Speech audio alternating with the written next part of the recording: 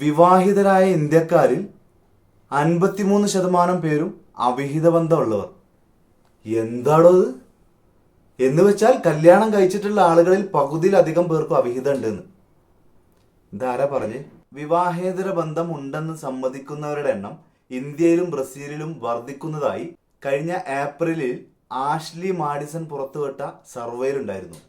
സർവേയിൽ പങ്കെടുത്ത 53% പേരും അവർക്ക് വിവാഹേതര ബന്ധം ഉണ്ടെന്ന് സമ്മതിക്കുന്നവരായിരുന്നു എന്ന്. ഈ ആഷ്ലി മാഡിസൺ സംഭവം എന്താണെന്നറിയോ?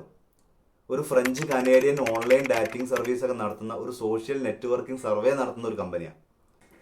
അവർ പറഞ്ഞ ഈ കാര്യത്തിൽ ചിരിക്കണോ ചിന്തിക്കണോ എന്നുള്ളതാണ്.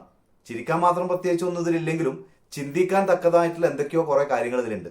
അവർ പറഞ്ഞ സർവേ ശരിയാണെങ്കിൽ ഇന്ത്യയിൽ കല്യാണം കഴിച്ചിട്ടുള്ള 53% പേരും എന്ന് പറയുമ്പോൾ പകുതിയിലധികം പേർക്കും സ്വന്തം പാർട്ട്ണർ അറിയാതെ മറ്റൊരു ബന്ധം കൊണ്ട് നടക്കുന്നുണ്ട് പകുതിയിലധികം പേരും എന്നുള്ളതാണ്. അവിടെ മനസ്സിലാക്കേണ്ട ഒരു കാര്യം, നമുക്ക് നമ്മുടെ പാർട്ട്ണർ അടുത്തുനിന്ന്, അത് ഭാര്യ ആയാലും ഭർത്താവായാലും, അവിടുന്ന് കിട്ടാത്ത എന്തോ ഒരു സംഗതി തൊട്ടപ്പുറത്തുനിന്ന് കിട്ടുന്നുണ്ട് എന്നുള്ളതാണ്. അത് എന്താണെന്ന് നമ്മൾ ഓരോരുത്തരും മനസ്സിലാക്കണം, പഠിക്കണം. അത് ചിലപ്പോൾ സ്നേഹമാവാം, ചിലപ്പോൾ കെയറിങ് ആവാം, ചിലപ്പോൾ അവർക്ക് പ്രയോറിറ്റി കൊടുക്കാത്തതുകൊണ്ടാവാം, ചിലപ്പോൾ അവർക്ക് അവരുടെ തീരുമാനങ്ങൾ എടുക്കാനും മറ്റുള്ള ഒരു സ്പേസ് നമ്മൾ കൊടുക്കാത്തതുകൊണ്ടാവാം, മറ്റു പലതുകൊണ്ടും ആവാം. എന്തായാലും സമ്പത്ത് കുറഞ്ഞതിന്റെ പേരിൽ ഭാര്യയെ ഉപേക്ഷിച്ചിട്ടോ ഭർത്താവിനെ ഉപേക്ഷിച്ചിട്ടോ പോയതായിട്ട് നമുക്ക് അധികം അങ്ങനെ റിപ്പോർട്ട് ചെയ്തിട്ടില്ല.